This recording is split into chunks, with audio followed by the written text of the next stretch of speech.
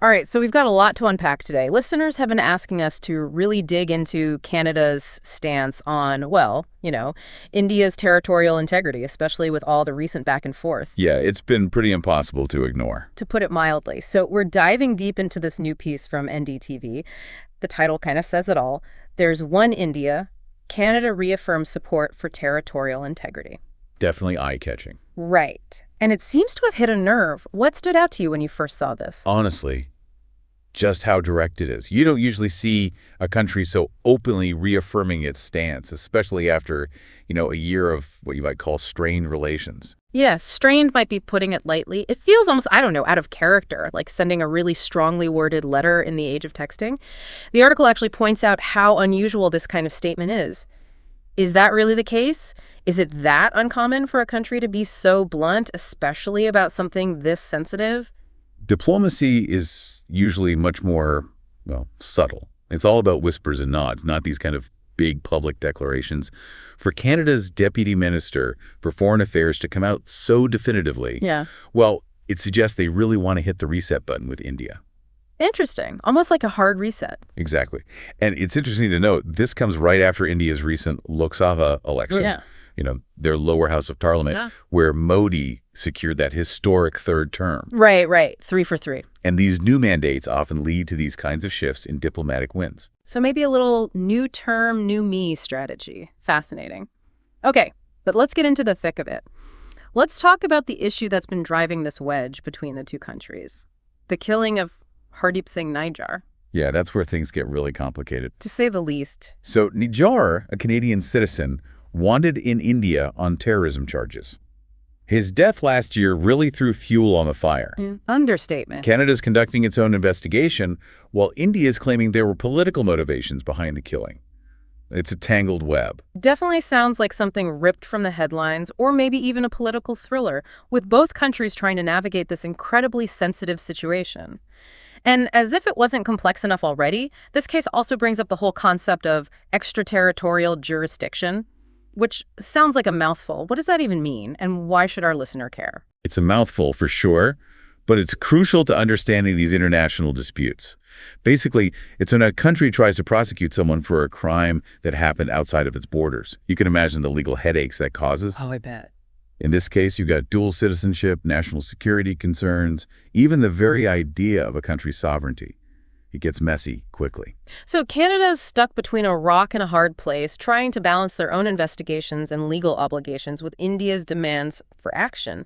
And if that wasn't enough, the article also mentions how Canada's acknowledging those pro-Khalistan groups within its own borders, groups India sees as a direct threat, but at the same time emphasizing the importance of free speech.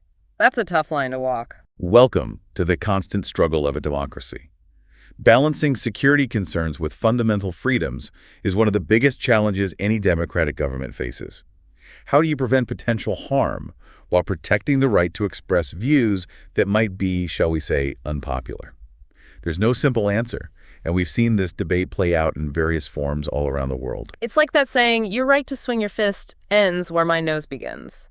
But what happens when that fist is a dangerous ideology, and figuring out where that nose starts crosses international borders? That's what's at play here, right? Exactly. Think about Germany grappling with the legacy of the Holocaust and enacting strict laws against hate speech. Then you have the United States with its ironclad First Amendment, even when it leads to offensive or controversial speech. There's no one-size-fits-all solution. It's about constantly negotiating values and risks. And it's not just about what's being said either. The article mentions some interesting symbolic gestures from both countries. Canada's parliament holds a moment of silence for Nijjar, and then you have India organizing a big memorial for the victims of the 1985 Air India bombing, which was linked to Khalistani extremists. These don't feel random. It's like chess moves. Oh, absolutely. This is soft power in action, using symbolic gestures to send a message to the world. So what message is Canada sending then? Well, with the moment of silence, they're acknowledging the loss of a citizen while subtly reaffirming their commitment to human rights, even under pressure. It's a balancing act for sure. And what about India? What's the message there? India's memorial. It's a powerful reminder of the human cost of terrorism, especially for those who remember that tragic event. It's a way of saying we haven't forgotten and we won't tolerate support for these kinds of activities, regardless of where they originate. So both sides making calculated moves, trying to, I don't know, score points without rocking the boat too much. It's high-stakes diplomatic chess. But is this soft power enough to really sway the other side? I mean, is a moment of silence really going to counterbalance something as powerful as a huge emotionally charged memorial, especially given the historical context? That's the million-dollar question, isn't it? Yeah. It's hard to say for sure, but it's definitely something to think about as we try to understand the potential impact of these actions. It's a really good question, The weight of these events, the historical baggage, it's a lot. But to figure out how effective it all is, we got to zoom out a bit, look at the bigger picture. Okay, so big picture. Where do we go from here?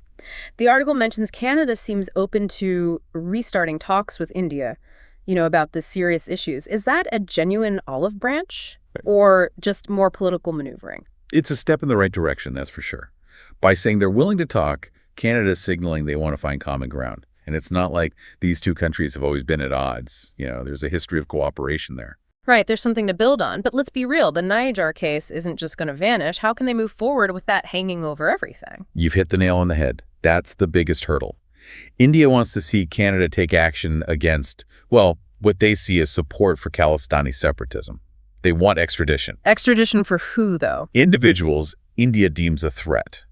But Canada has its own laws, international obligations, due process, it's a tightrope walk. To find a compromise, both sides are going to have to do some serious diplomatic heavy lifting. It's like a minefield out there. Legal complexities, political landmines. And even if they clear all that, there's still the trust issue, or the lack of it. Can you really rebuild something as fragile as trust just by talking about it?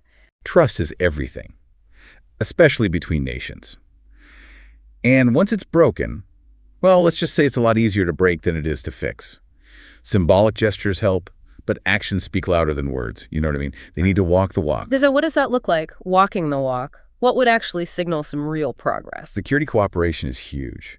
If they can work together on counterterrorism efforts, intelligence sharing, extradition even, that would be big. Extradition seems like it would be really hard to agree on. Oh, absolutely. But if they could agree on even a few cases, extradition focused on individuals that both countries agree are a threat, not just one, that would be a major sign of good faith. So finding common ground, proving they can work together on shared concerns, makes sense. But is there anything beyond security they could cooperate on? Of course. Don't forget about trade. India's economy is booming, and Canada's looking for new opportunities. Reviving those trade talks that stalled out, building new economic partnerships, that could benefit everyone. Those win-win situations, they can do wonders for building trust. Like they say, there's no such thing as a free lunch. But maybe a mutually beneficial trade deal is the next best thing. Still, sounds like a long road ahead, with some bumps along the way. Diplomacy is rarely straightforward. It's more like navigating a winding road with detours you never see coming.